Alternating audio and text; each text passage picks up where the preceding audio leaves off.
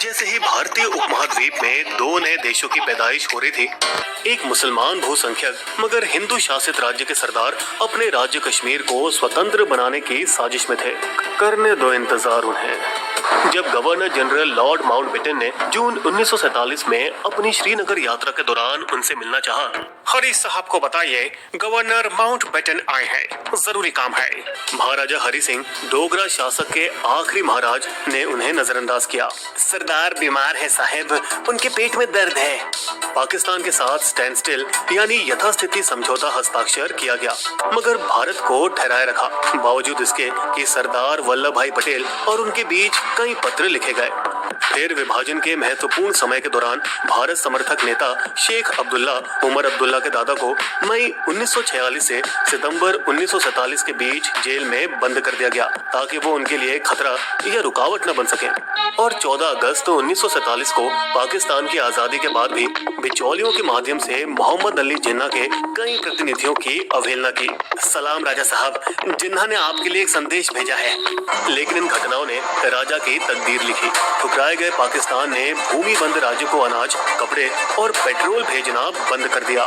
12 सितंबर लाहौर में पाकिस्तानी प्रधानमंत्री लियाकत अली खान ने कश्मीर पर हमला करने के लिए एक बैठक बुलाई। खुर्शीद अनवर, आपके मुसलमान लीग नेशनल गार्ड के नेतृत्व में यह ऑपरेशन होगा।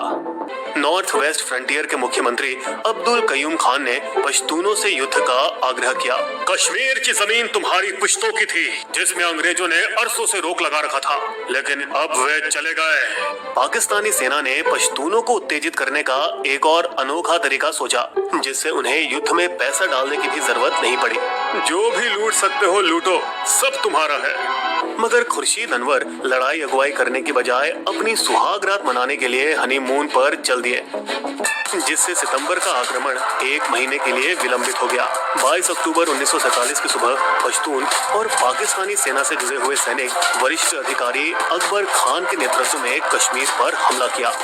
मुजफ्फराबाद तक तो बिना कोई रुकावट पहुंचे, जहां उन्हें पहली बार राजा हरि सिंह के डोगरा सैनिकों का सामना करना पड़ा। लेकिन महाराजा के सैनिक इतने बड़े पैमाने के आक्रमण के लिए तैयार नहीं थे और वे मुजफ्फराबाद और डोमेल को जोड़ने वाले महत्वपूर्ण पुल की रक्षा नहीं कर पाए।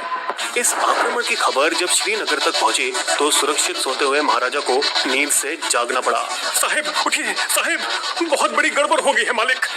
जल्द ही हमलावरों के हाथ घड़ी और चिनारी भी गिरी और अब वे उरी की ओर बढ़े। जैसे पौराणिक कथा अनुसार स्पार्टा के राजा लियोनाइडस के 300 सैनिक 480 ईसा पूर्व में थर्मोपाइल ग्रीस में फारसी आक्रमणकारी राजा जर्सीस पहले के खिलाफ बहादुरी से लड़े। बस उसी तरह एक भारतीय सिपाही जिसके पास सिर्फ कुछ 100 संख्या थी, हजारों की संख्या से लड़ने की तैयारी करने लगे, जिसका सरदार था ब्रिगेडियर राजेंद्र सिंह। आखिरी दम तक लड़ते लड़ते ब्रिगेडियर के साथ एक एक सिपाही शहीद हो गए। उनका बलिदान व्यर्थ नहीं गया, क्योंकि युद्ध में बीते समय में भारत को अपनी फौज इकट्ठा करने का पर्याप्त मौका मिल गया। जब तक भारत की फौज तैयार हो रही थी, हमलावर नावों का इस्तेमाल कर झेलम नदी द्वारा बारामूला की ओर जाना चाह रहे थे, जो कि कश्मीर घाटी में प्रवेश करने का मुख्य रास्ता है। जिन्ना ये मानते थे कि जीत जल्द ही हासिल होगी और महाराजा आसानी से हार मान लेंगे। मैं 26 अक्टूबर को श्रीनगर में ईद मनाऊंगा। लेकिन महाराजा के पास अब भी फोन ऑफ फ्रेंड उपाय बाकी था। निर्वासित और निरंकुश स्वतंत्रता के सपने को दफनाते हुए उन्होंने अपना फैसला किया। भारत, मेरी मदद करो। भारत ने अगले ही दिन विशेष दूत वीपी मेनन को श्रीनगर भेजा। मैं खास आपको और आपके परिवार को सुरक्षित बाहर निकालने के लिए आया हूँ। राजा उसी दिन जम्मू के लिए रवाना हुए और हवा अफवाहों से भरी थी कि उनके काफिले पर हमला किया जाएगा। वे महल को अपने हाल पर छोड़कर चले गए। कोई नहीं बचा था राजधानी की रक्षा करने के लिए। लेकिन मेनन उस दिन भारत से संदेश भी लाया था। हमने आपको तो सुरक्षित बाहर निकाला है, लेकिन अगर आप कश्मीर पाकिस्तानियों से बचाना चाहते हैं तो आपको भारत संघ में शामिल होना होगा। मेनन की आत्मकथा integration of the Indian state के अनुसार राजा ने तब तक फैसला कर लिया था, मेरे नागरिक और उनकी जायदाद भारत के साथ ही सुरक्षित रह सकती है। राजा ने कुछ और भी तय कर लिया था। पिछली रात जब उन्होंने भारत को मदद का पत्र भेजा था, तुम मेरे वफादार नौकर हो। अगर भारत 2 दिन में मेरी मदद के लिए किसी को नहीं भेजता तो मुझे नींद में ही गोली मार देना।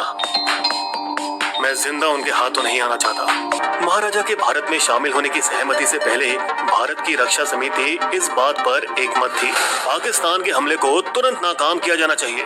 27 अक्टूबर 1947 भोर की पहली किरण में सिख रेजिमेंट की पहली बटालियन लेफ्टिनेंट कर्नल दीवान रंजीत राय के नेतृत्व में श्रीनगर के लिए रवाना हुए, जहां से वे बारामूला गए। शातिर युद्ध में वे मारे गए, लेकिन हमलावरों को रोकने में सफल रहे। तटस्थ राज्य में भारत को सेना भेजते हुए देख गवर्नर जनरल माउंटबेटन नाराज हुए, क्योंकि उन्हें लगा कि दोनों देशों के बीच लड़ाई फिर से शुरू हो जाएगी। ये बेवकूफी का काम है। वे संतुष्ट तब हुए जब राजा ने भारत संधि में प्रवेश करने पर हामी भरी। हालांकि उन्होंने फिर भी एक शर्त रखी, जनमत संग्रह होने तक सैनिकों को अस्थायी आधार पर तैनात किया जा सकता है। और इस तरह खत्म हुआ कश्मीर का डोगरा राजवंश, जिसे राजा गुलाब सिंह ने अंग्रेजों से करीब 75 लाख में खरीदा था। प्रसिद्ध सिख शासक महाराजा रणजीत सिंह की मृत्यु के बाद अंग्रेजों ने 1848 से 49 के दौरान उनके साम्राज्य पर कब्जा किया। उस समय गुलाब सिंह एक तरफ खड़े हो गए थे, उनसे लड़ने के लिए असमर्थ या अनिच्छुक।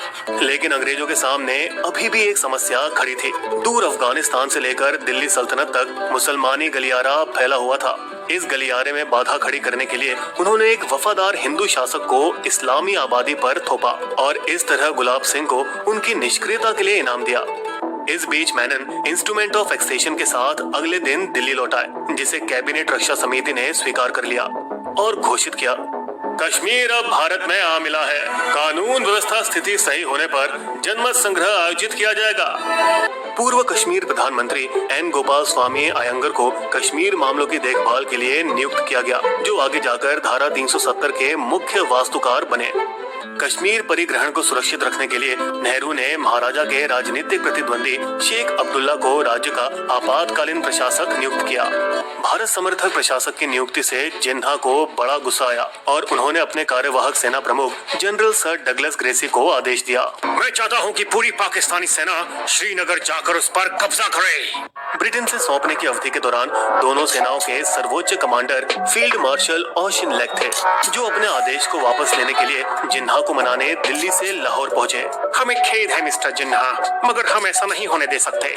श्रीनगर के सपने टूटते देख जिन्ना ने जनमत संग्रह की चाल चली। लॉर्ड माउंटबेटन और देशों के दोनों गवर्नर जनरलों के बीच लाहौर में एक बैठक में भारत ने पहली बार पाकिस्तान को अपना प्रस्ताव दिया, हम तुरंत एक जनमत संग्रह कराने के लिए तैयार हैं। जब तक अब्दुल्ला कश्मीर में प्रभावी रहेगा, लोग निश्चित रूप से भारत को ही वोट देंगे। नहीं, ये दोनों देशों के गवर्नर जनरलों की देखरेख में ही आयोजित किया जाना चाहिए। कोई समझौता नहीं हो सका। तब नेहरू ने ब्रिटेन के प्रधानमंत्री क्लीमेंट एटली से मदद मांगी, कृपया पाकिस्तान पर अपने प्रभाव का इस्तेमाल करें और उनसे जम्मू कश्मीर में अपनी आक्रामकता को रोकने के लिए कहें। लेकिन ब्रिटिश के प्रधानमंत्री ने दखलंदाजी करने से इनकार कर दिया। मेरा सुझाव है कि आप यूनाइटेड नेशन का इस्तेमाल करें। मुझे यकीन है कि वे इस मामले को सही तरह से हल कर पाएंगे। 1948 का जन्म होते हुए ठीक 1 जनवरी के दिन नेहरू ने संयुक्त राष्ट्र की बैठक में कश्मीर का मुद्दा उठाया।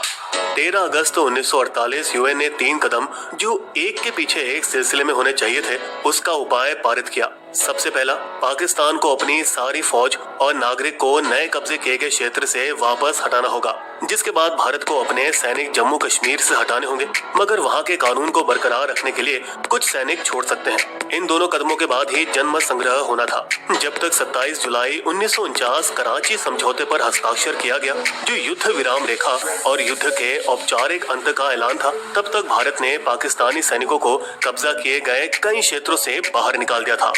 1951 के जम्मू एंड कश्मीर में पहले विधानसभा चुनावों में शेख अब्दुल्ला के नेशनल कॉन्फ्रेंस ने संदेहास्पद रूप से प्रत्येक सीट जीती और इंस्ट्रूमेंट ऑफ एक्सेशन समझौते के मुताबिक वो प्रधानमंत्री बने। पूरा नियंत्रण अपने कब्जे में होने की वजह से जल्द ही रुतबा शेख अब्दुल्ला के सिर चढ़ गया और उनके मन में ये ख्याल आया, क्यों ना मैं कश्मीर को एक स्वतंत्र देश बनाऊं। इस संकल्प को बढ़ावा तब मिला जब आदिलाई स्टीवंस, जो पिछले साल अमेरिका के राष्ट्रपति पद के लिए उम्मीदवार थे, 1953 में कश्मीर का दौरा किया। अगर आप स्वतंत्र होना चाहते हैं तो अमेरिका आपका समर्थन करेगा। आग की तरह जब ये खबर नेहरू के कान तक पहुंची, महाराजा हरि सिंह के बेटे करण सिंह, जो एक सक्रिय कांग्रेसी थे, मैं जम्मू कश्मीर के वर्तमान सरदार रियासत के तहत मेरी नेत शक्तियों का इस्तेमाल करते हुए शेख अब्दुल्ला को प्रधानमंत्री पद से हटा देने का निर्णय लेता हूँ। अब्दुल्ला ने एक बार फिर खुद को जेल में पाया। इस बार 11 साल लंबे समय तक के लिए अंदर रहे, जिसे कश्मीर षड्यंत्र कॉन्स्पिरेसी केस के नाम से जाना जाता है। बख्शी गुलाम मोहम्मद कश्मीर के नए प्रधानमंत्री बने, लेकिन उनके परिवार का हर सरकारी प्रोजेक्ट में घूस खाने की आदत की वजह से वे पुकारे जाने लगे BBC, बख्शी ब्रदर्स कॉरपोरेशन। जैसे जैसे वक्त बीतता गया, कश्मीर धीरे धीरे भारत की लोकतांत्रिक प्रक्रिया की ओर जाता गया। लेकिन 1987 के राज्य चुनाव में राजीव गांधी की धांधली निर्णायक रूप से स्वभाव उग्रवाद की ओर रुख कर गया। लोकतंत्र में शामिल होने वाले लोग सैयद सलाउद्दीन जैसे उम्मीदवारों को जेल में डालकर उनसे चुनावी जीत छीन ली गई। अनुच्छेद 370 को हटाने के लिए भारत के पास कम से कम 2 सुनहरे मौके थे। 1972 में बांग्लादेश के निर्माण के दौरान ढाका में पाकिस्तान की सेना के आत्मसमर्पण के बाद पहला मौका। तत्कालीन प्रधानमंत्री इंदिरा गांधी ने अपनी धर्मनिरपेक्षता को साबित करने के लिए बड़प्पन दिखाया और युद्ध के 93,000 पाकिस्तानी सैनिकों को रिहा कर दिया बिना कुछ मांगे। ये माना जाता है कि इंदिरा गांधी शेख अब्दुल्ला के साथ एक समझौता कर बैठी। आप जनमत संग्रह की मांग छोड़ दें और हम अनुच्छेद 370 को जारी रखेंगे। फिर 1990 में जब VP सिंह प्रधानमंत्री थे और कश्मीरी पंडितों को कश्मीर घाटी से बड़ी संख्या में निकाला गया, ये बदलाव स्पष्ट रूप से अनुच्छेद 370 के खिलाफ था। भौगोलिक रूप से अगर देखा जाए तो धार्मिक पंक्तियों के आधार पर विभाजन के तहत कश्मीर के मुसलमानों को पाकिस्तान में जाना चाहिए था, लेकिन उस समय के हिंदू शासक ने ये नहीं होने दिया। कश्मीर का अधिग्रहण नेहरू ने शुरू किया, लेकिन खत्म करने वाला मोदी का भाजपा है।